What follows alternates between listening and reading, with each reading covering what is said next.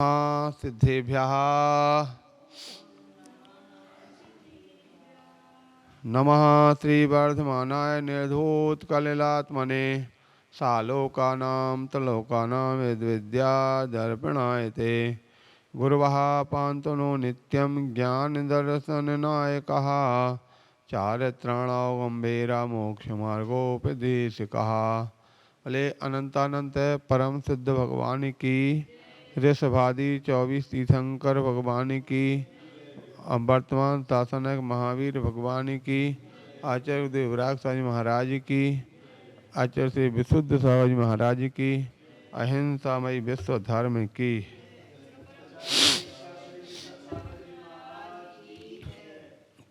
प्यारे बंधु, अपने यहाँ चर्चा चल रही थी गुणस्थान की। गुणस्थान के बारे में चर्चा करना बहुत उपयोगी है। जिसने गुणस्थान को जान लिया वह निश्चित रूप से अपने आप में श्रद्धान को प्राप्त होगा, मोक्ष मार्गी बनेगा, कल्याण का पथ प्रशस्त करेगा।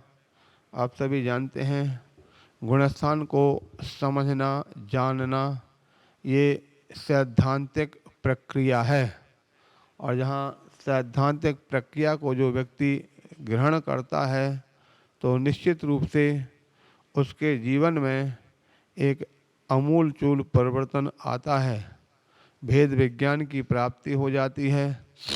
क्योंकि गुणस्थान को समझने वाला, पहले बता चुके हैं गुणस्थान किसे कहते हैं, तो जहाँ पर मोह और योग की अनुसार जीव के परिणामों की प्रवृत्ति का नाम गुणस्थान बताया था।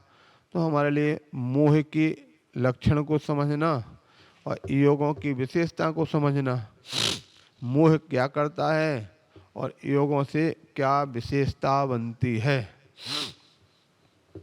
ठीक है। क्योंकि मोह जहाँ पर मोहित करता है तो योग उसमें विशेषता देते हैं। मोह अगर खोटे रूप में मोहित करेगा तो वह खोटी विशेषता देगा, और अच्छे रूप मोह का काम करेगा यानी मोहिनी का कम होगा तो योग उसमें शुभ विशेषता देगा, ठीक है। यानी योग तो चमकाने का काम करता है, ठीक है। जिस प्रकार से किसी स्थान पर कोई दीवार बनाई गई, दीवार में रंग रोशन करने का काम योग का होता है, ठीक है। उसी प्रकार से मोह जीव के गुणस्थानों को बनाने का काम करता है और योग उसमें विशेषता को देने वाला होता है। जिस प्रकार से यहाँ पर मिथ्यात्व गुणस्थान में क्या बताया था, जो अतत्व श्रद्धानी होता है, तत्वों में श्रद्धान नहीं करता है, तो अतत्व श्रद्धान यानी बाह्य में भटक रहा था तो उसका मन भी किस में जाएगा, अतत्व में जाएगा। वचन भी किस में जाएगा, अतत्व में जाएगा। काय की चेष्टा भी किस में जाएगी, अतत्व में जाएगी। तो उससे और अधिक मिथ्यात्व ज़्यादा गहरा हो जाता है। इसलिए हमको पहले मोह को समझना है, किंतु जैसे जैसे मोह का उसका घटता चला जाता है तो मन भी उसका फिर किस ओर जाएगा, उसके मोह को कम होते ही उसको मन भी बाहर की पदार्थों से हट करके संकुचित हो जाएगा। वचन की चेष्टाएं भी उसकी कम हो जाएंगी और काय की चेष्टा में भी उसकी स्थिरता आ जाती है, ठीक है। इसलिए जैसे ही वह ऊपर की ओर उठता चला जाता, जितना ऊपर उठता चला जाता है तो मोह कम होता है और योग फिर अपना स्थान पकड़ लेता है। आगे चलकर आपने जैसे सुना होगा 10वें गुणस्थान तक तो मोह रहता है, 10वें गुणस्थान के बाद फिर सारी प्रक्रिया किसके माध्यम से होती, योग के द्वारा होती है, ठीक है। तो इस प्रकार से जितना जितना जीव ऊपर उठता चला जाएगा उतना उतना योग का उसका काम अपना बढ़ता चला जाता है और योग उसमें अच्छी विशेषताओं को ला करके जीव के पथ की ओर बढ़ाने की काम करता है। इसलिए मोह और योग में हमारे लिए पहले मोह जो है उसको रोकना है, फिर योग का उसमें संलग्न करना है, योगों को अच्छी तरह से समीचीन रूप से उसका कार्य कराना है। इस प्रकार से मिथ्यात्व के साथ सासाधन गुणस्थान की कल चर्चा हुई थी। सासाधन में आपने जैसा कि सुना था, सा प्लस आसाधन अर्थात आसाधन, किसका आसाधन, किसकी आसाधन होता है सासाधन में? सम्यक्त्व का आसाधन, यानी सम्यक्त्व जहाँ पर विराधना हो जाती है, सम्यक्त्व का आसाधन हो जाता है, तो वह जीव सम्यक्त्व से चित होकर के मिथ्यात्व की ओर बढ़ता है। ऐसी अवस्था का नाम क्या था? सासाधन गुणस्थान था। सासाधन गुणस्थान की कुछ विशेषताओं को कल यहाँ पर समझा था। अब आगे आज अपन चलते हैं, तृतीय गुणस्थान कौन सा?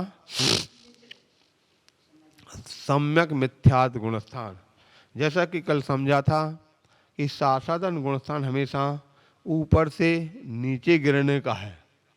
जब भी बनेगा ऊपर से नीचे गिरने के समय पर ही बनता है, किंतु मिश्र गुणस्थान जो होता है ये दोनों तरफ से बनता है। पहले शुरुआत में तो ऊपर से नीचे गिरने पर होता है, लेकिन जब वह स्थिर हो जाता है तो फिर नीचे से ऊपर भी उठ जाता है, ऊपर से नीचे भी आ सकता है। ठीक हो गया?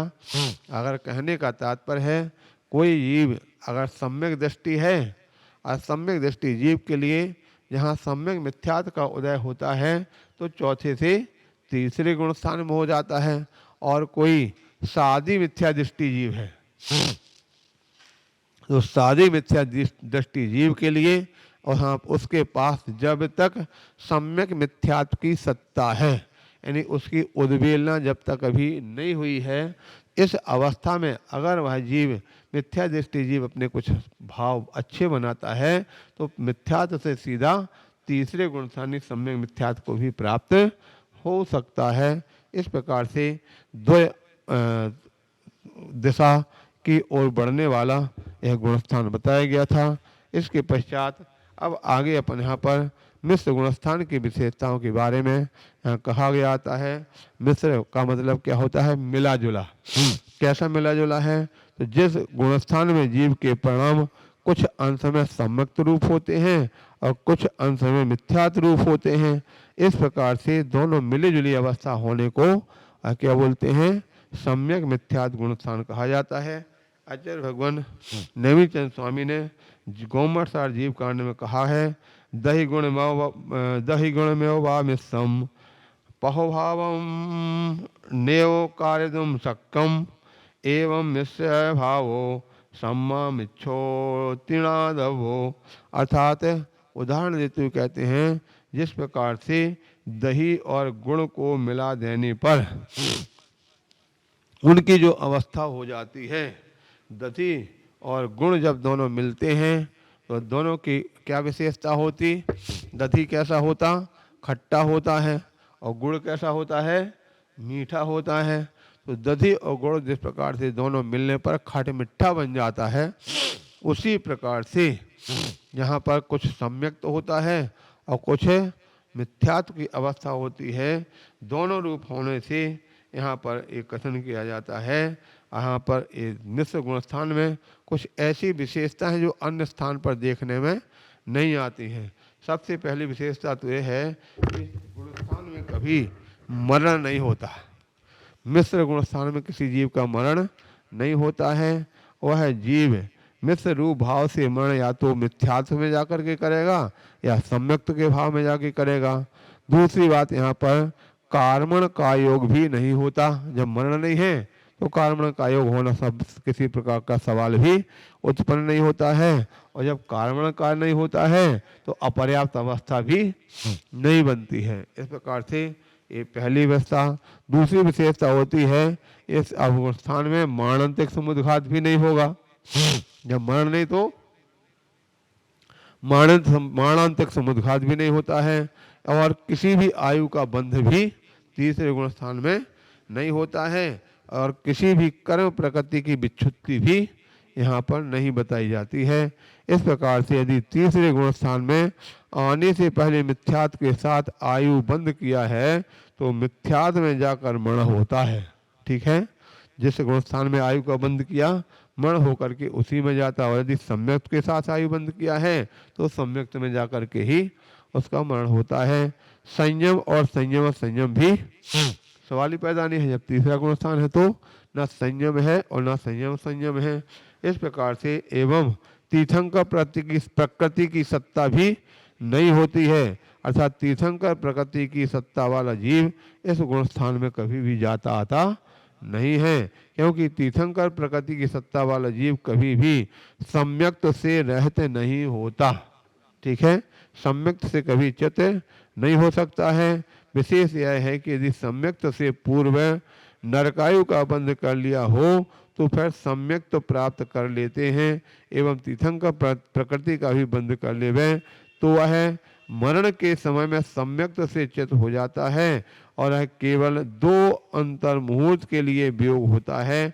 ऐसा जीव मिश्र गुण स्थान से में अथवा शासद गुण स्थान में कभी भी नहीं जाता है, इसलिए छायक सम्यक तो नहीं है, शेष सम्यक तो होता है। इस प्रकार से यहाँ पर जानना चाहिए। अब आगे बताते हैं मिश्र गुण स्थान के कुछ और भेद प्रभेद इस प्रकार से हो सकते हैं।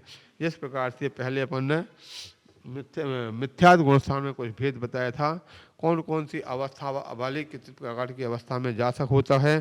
तो सबसे पहले कहते हैं तीसरा गुण स्थान कहाँ से चलकर कहाँ पहुँचता। तो सबसे पहले भेद बताते हैं वेदक योग मिथ्यात्वगत सम्यक मिथ्या दृष्टि जीव। समझा गया? वेदक योग मिथ्यात्वगत, वेदक मतलब क्षयोपशमिक सम्यक्त रूप जो जीव प्रथमोपशम सम्यक्त को उत्पन्न करके उसके बाद अथवा समय तक यथायोग अवस्था के बाद मिथ्या दृष्टि हुआ, उसमें सम्यक्त की विरोध 7 प्रकृतियों की सत्ता होने से वेदक योग काल के भीतर यदि मिश्र प्रकृति का उदय आ जाता है तो वह वेदक योग मिथ्यात्व वाला सम्यक मिथ्या दृष्टि कहा जाता है। इस प्रकार से जानना चाहिए। दूसरा द्वितीय उपसमगत है सम्यक मिथ्या दृष्टि, अर्थात द्वितीय उपसम का मतलब कब होता है, जब द्वितीय उपसम सम्यक्त का काल समाप्त होने पर यदि मिश्र प्रकृति का उदय आ जाता है तो द्वितीय उपसमगत सम्यक मिथ्या दृष्टि कहा जाता है। प्रथमोपसम गत सम्यक मिथ्या दृष्टि, अर्थात पहले कोई प्रथमोपसम सम्यक्त में था और मिश्र प्रकृति का उदय आ गया तो प्रथमोपसम सम्यक से गिरा हुआ माना जाता है। वेदक सम्यक तो कहते हैं सम्यक मिथ्या दृष्टि, यहाँ पर वेदक सम्यक तो कहते हैं अर्थात जो वेदक सम्यक से चित होकर के सम्यक मिथ्यात्व में आया है वह वेदक सम्यगत सम्यक दृष्टि सम्यक मिथ्या दृष्टि कहा जाता है। एवं 28 प्रकृति की सत्ता वाला, जैसे मिथ्यात्व अवस्था में समझा था ना, 28 में प्रकृति की सत्ता वाला, उसके पश्चात 24 प्रकृति की सत्ता वाला, ये सब कौन से होते हैं। 28 प्रकृति वाला सत्ता वाला तो सामान्य होता है, तो 24 प्रकृति की सत्ता वाला कौन सा हो सकता, तो जिसने विसंयोजना कर रखा, अनंतानबंदी की विसंयोजना कम करने पर 28 में 4 निकल जाएंगी, कितनी बचेंगी, 24 प्रकृतियां बचती हैं।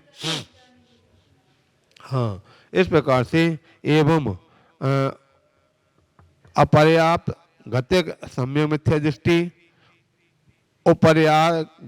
अधोगतिक सम्यक मिथ्या दृष्टि, अधा समायोपगत सम्यक मिथ्या दृष्टि, अधा समायाद अधोगत सम्यक मिथ्या दृष्टि इत्यादि, ये और भी अनेक अनेक प्रकार की विशेषताओं वाले सम्यक मिथ्या दृष्टि जीव हो सकते हैं। इस प्रकार से जानना चाहिए। यहाँ पर किसी प्रकार से शंका उत्पन्न होती है कि तीसरे गुण स्थान में मिश्र प्रकृति के उदय होने से वहाँ औदयिक भाव क्यों नहीं कहा गया, तीसरे गुण स्थान में औदयिक भाव क्यों नहीं कहा गया।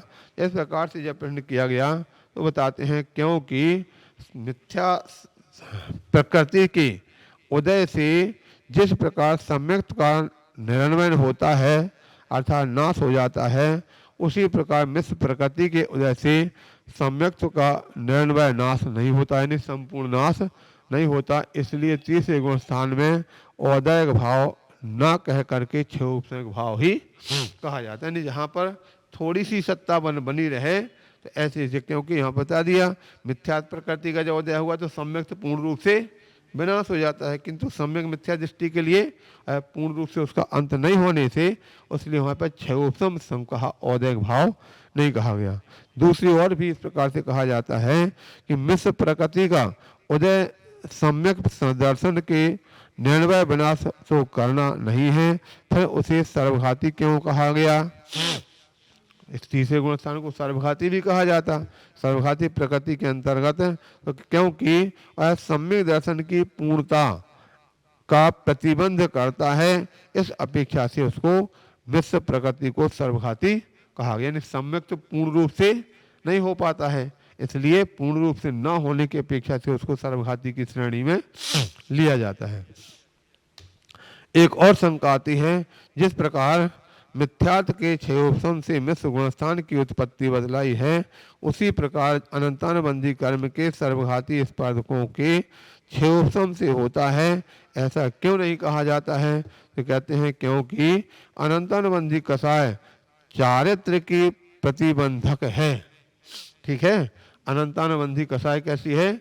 चारित्र की प्रतिबंधक है, इसलिए यहाँ उसके क्षयोपम से तृतीय गुणस्थान नहीं कहा गया है।